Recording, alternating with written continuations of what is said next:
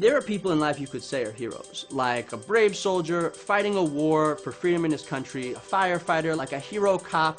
The other kind of hero is the hero that a lot of people rightly call Hasan, is the kind of hero that was just trying to go about their business and the situation put them somewhere where they could act. A lot has been made of the fact that I'm a Jew and he's a Muslim, but the important thing is to remember he's a hero because he did something.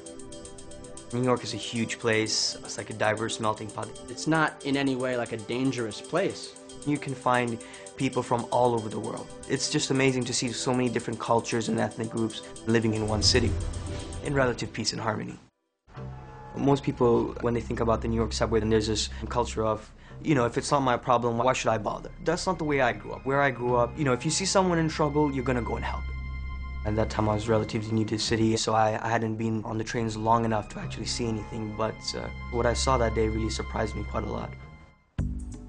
My best friend, my girlfriend, and another lady friend of ours, we were out celebrating the second night of Hanukkah. I was working at that time as a waiter. I was doing deliveries, and I was doing waiting at the same time, so it was really, you know, really tiring. I just wanted to go back home and, you know, get some sleep. And right off the bat, you know, there was just a group of people being loud and kind of rambunctious. I wasn't particularly worried at the time first, and you know, I thought that maybe, you know, a bunch of kids being a little drunk, but I didn't really think that anything was really going to happen. Friday night in New York, I would be very hard-pressed to find train lines leaving Manhattan around the time of midnight without large drunken groups of kids. We were taking the Q train home, and when we got on the train, you know, we said to the car, Happy Hanukkah. This loud group of people, when they heard, you know, him say Happy Hanukkah, they seemed to be offended by it. Their whole party was about 16 kids, about 8 guys and about 6 girls. One guy came across and he said, that's when the Jews killed Jesus, and then the train doors closed.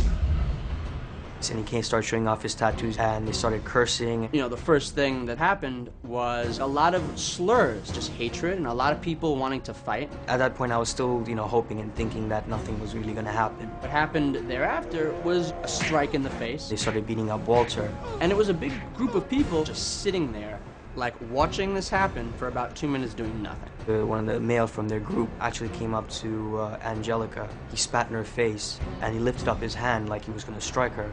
And at that point, something in me really snapped, and I was like, I can't let this happen. I went up and I grabbed him, said, I was like, what the hell, are you guys crazy? And 6 guys came and grabbed me and slammed me against the train wall, and then they started beating on me.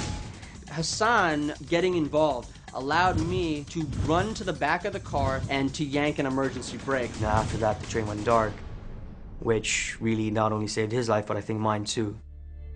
The cops had really closed down the car and had us and the girls just start pointing to people that we thought were our assailants. When I first noticed Hasan was the police had him in handcuffs. When the officer put the handcuffs on me, I was just thinking, oh my God, now I'm gonna have to go to jail. This is my first 3 weeks in New York.